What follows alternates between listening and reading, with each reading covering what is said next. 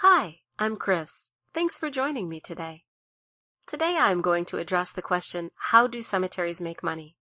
Cemeteries are very unique and surprisingly complex enterprises. Starting one involves massive investment, maintaining one involves eternal commitment, and all the while, you as the owner must manage the expectations of grieving friends and family members.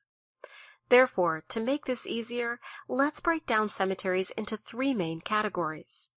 Cemeteries that are less than full have available plots. Cemeteries that are close to full or filled up, few or no plots available. And cemeteries that are public or not-for-profit.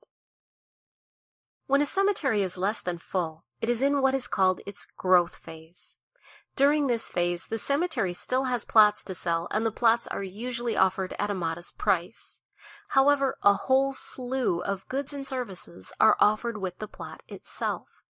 These include the purchase of headstones, the placing of headstones, the digging and filling of the burial hole, the purchase of a burial vault, and post-burial opening and closing of graves.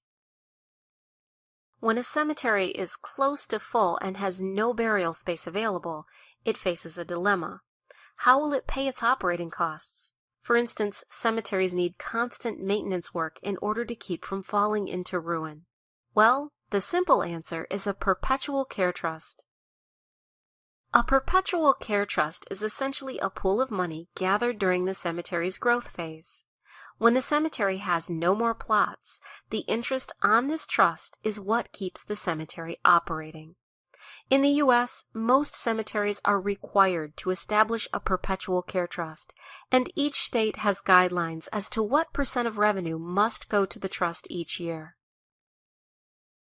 Our third option is, of course, the public or not-for-profit cemetery. Simply put, these cemeteries operate with money taken from the city, state, and/or federal tax base to stay open. Good examples of these kinds of institutions in the U.S. are veteran cemeteries. Often these cemeteries are funded by the government and are only open to people who are active duty members in any branch of the military. In these cemeteries, the cost of the burial plot is either free or very low, and the family of the deceased is only responsible for the casket and possibly the burial vault. Thanks for watching. Have a great day. Remember, if you liked this video, don't forget to read the article below for more detail on the subject matter. Also, you can share this material through Facebook, Twitter, Google+, and Pinterest by clicking on the widget to your left.